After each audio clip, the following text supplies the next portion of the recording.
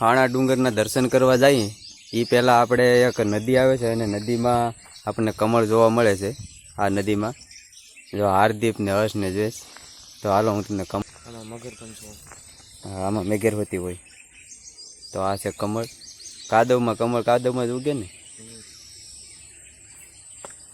તો આ કમળ છે. અહીંયા કાચબોવતી બેઠો છે જરૂર અહીંયા.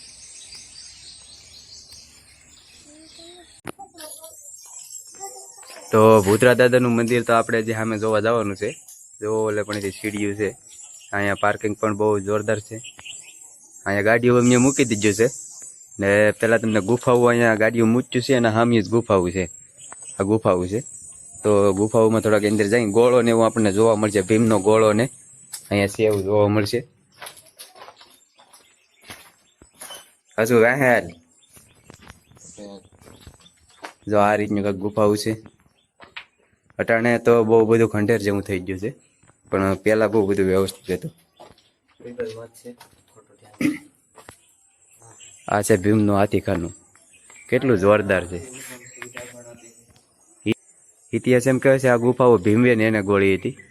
આ બધી ગુફાઓ કેવડી કેવડી મોટી છે ને અહીંયા એક મદય બહુ મોટું છે. અહીંયા પહેલા હિડમ્બા વન તરીકે ઓળખાતું હતું. જો કાંઈક આવી ગુફાઓ છે. આ ભીમનો ગોળો અહીંયા હતો પણ હવે જોવા નથી મળતો. બહુ એટલે બહુ મોટો હતો પણ હવે કઈ ગુફામાં જોવા નથી મળતો. કાંઈક આવી ગુફાઓ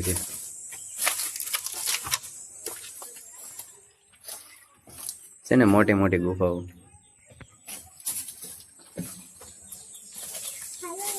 હવે આપણે મંદિર તરફ જઈએ ભૂતરા દાદાના દર્શન કરવા. ગાડીઓનું પાર્કિંગ અહીંયા કરવું હોય તો છૂટી છે અને અંદર પણ છે પાર્કિંગ ને અહીં બધી દુકાનો છે. જો બરફની ગોલાની ને નાસ્તા પાણીની બધી દુકાનો અહીંયા છે ફરતી બાજુ.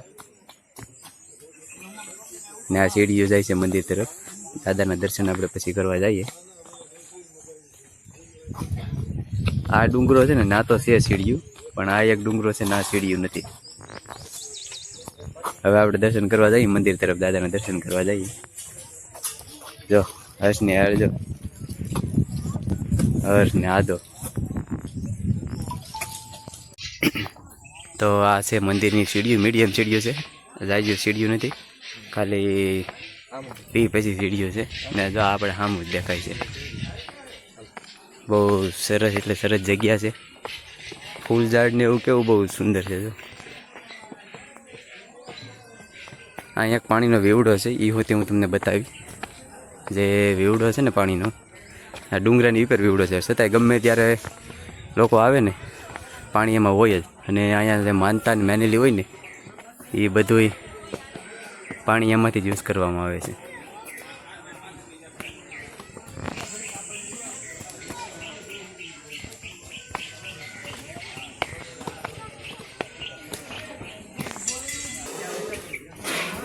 તો અહીંયા કાંઈક જમણવાર પણ ચાલુ થઈ ગયું છે. કેવું બૂટ ચંપલ અહીંયા ઉતારી ને ઉપર જવાનું છે આપણે. હાલો પહેલાં વેવડો બતાવી દઉં તમને પાણીનો.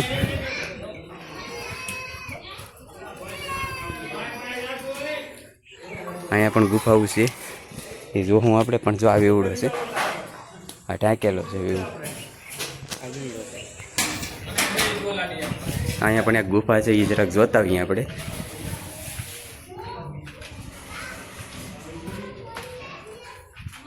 જો આવી મોટી મોટી ગુફાઓ છે.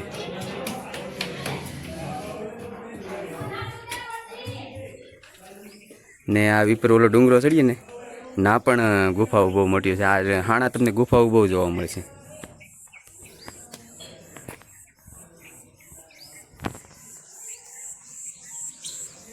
તો હવે આપણે હાણાવાળા દાદાના દર્શન કરીએ.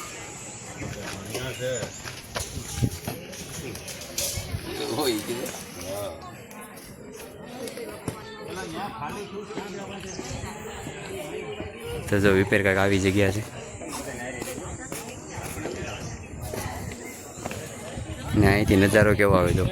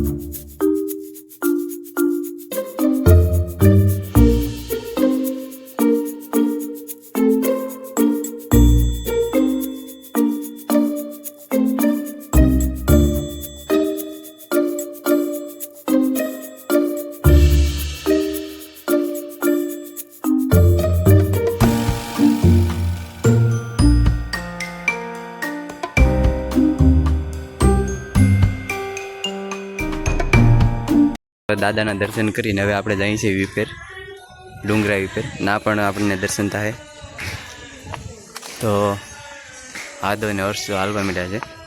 આ જગ્યાએ છે ને પગથિયા નહોતા. આ પગથિયા જે બનાવ્યા છે ને એ પગથિયા એ સમયમાં નહોતા. હવે જો કે પગથિયાને એવું બધું બનાવી નાખ્યું છે તો કોઈ ચડવામાં કે એ રીતની કોઈ તકલીફ નથી. પહેલાં કોઈ પગથિયાને એવું કોઈ હતું નહીં.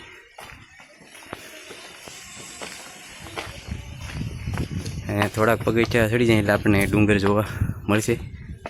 જો અહીંયા સુધી તો પગથિયા છે. અહીંથી પછી આ રીતનું કંઈક ચઢાણ આવે છે. અહીંથી પગથિયા નથી, અહીંથી આવું ચડવાનું છે. અહીંથી એક ડેમ જોવા મળશે. જામકાનો ડેમ છે ને, જામકાનો ડેમ છે. હું વાહ, અહીંથી હર્ષ કે કેવો નજારો આવે છે, બહુ જોરદાર ડુંગરાઓનો.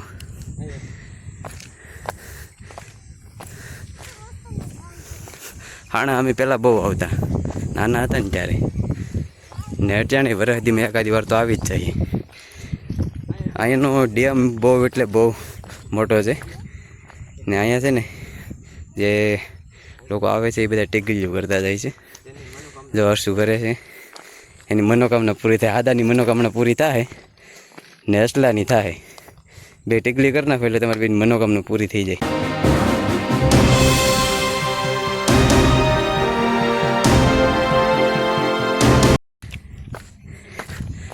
અહીંયા આપણે એક મંદિર છે, એ દર્શન કરી લઈએ, પછી આપણે તમને ડેમ બતાવીએ. ડેમ બહુ એટલે બહુ મોટો છે ડેમ.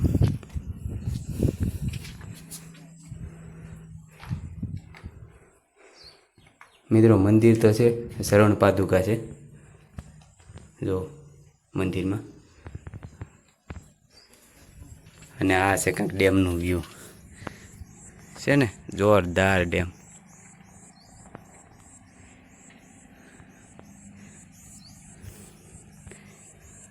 ચોમાસામાં આ બધું એકદમ લીલુંછમ હોય ને એટલે આનો નજારો કંઈક અલગ જ હોય છે. બહુ એટલે બહુ મજા આવે છે જોવાની. તો હાલ થોડાક નજીક જઈને જોઈએ. હા ડેમ ને, ડેમની થોડાક નજીક જઈએ.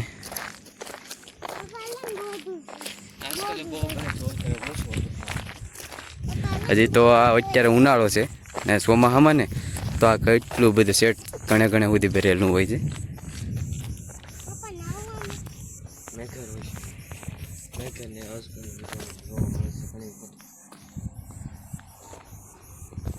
કાંઈક આવો નજારો છે ડેમનો છે ને, બહુ એટલે બહુ વિશાળ ડેમ.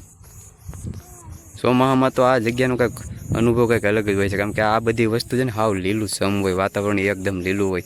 અને ચોમાસામાં આવો ને તો સેલ્ફીને ફોટાને પાડવાનું માટે આ જગ્યા બેસ્ટમાં બેસ્ટ છે.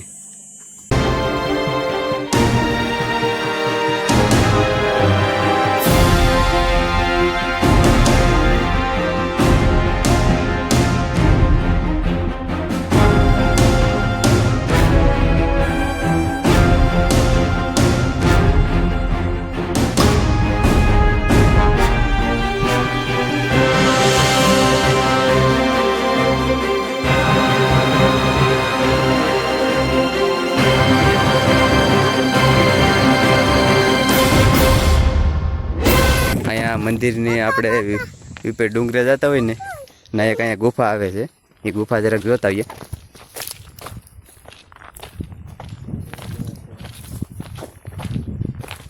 ગુફાઓ તમને હાણા ડુંગરે ગુફાઓ બહુ જોવા મળશે.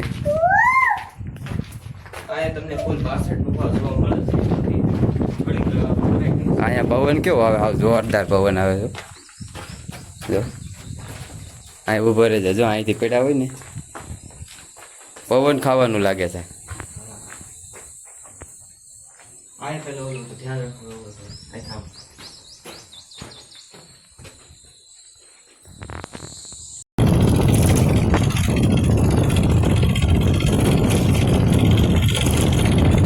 જો ક્યારેય જોઈ હોય તો કમેન્ટ કરજો. આ જગ્યા ભૂતરા દાદાની જગ્યા છે અને હાણા ડુંગરની બિલકુલ પાછળ આ જગ્યા આવેલી છે.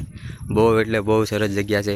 જો તમે આજુબાજુ ફરતી બાજુ વાતાવરણ જો લીલી વાડી, અને અહીંયા ડેમ છે. જો ડેમમાં આપણે વિપેર હાણાથી વિપરહાણા ડુંગરે જઈએ ને ભૂતરા દાદાવાળો ડુંગર છે ને એ ડુંગરેથી આ ડેમ દેખાય છે. હાલો તમને દાદાના દર્શન કરાવું આવી કાંઈક નવી જગ્યાના. હા બે બબલા ખાવા સોંઠી જાય.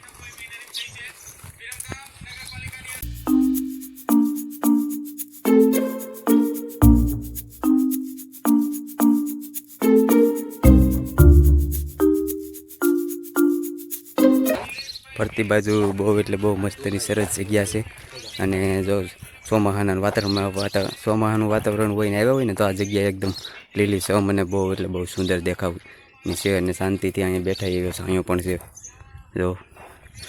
અને અહીંયા એમ કહે છે કે માતામાની રહી છે, પણ ગુરુજી માતામાની રહી છે, પણ આજે અમે મોકે આવ્યા ને હાજર નથી. નકર તો આ જગ્યાનો આપણે ઇતિહાસ હોતી જાણત બાપુ પાસેલી.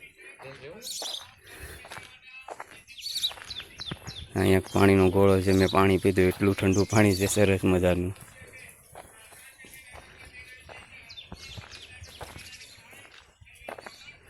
બધાય નાના નાના ડુંગરોની વચ્ચે આ જગ્યા આવેલી છે.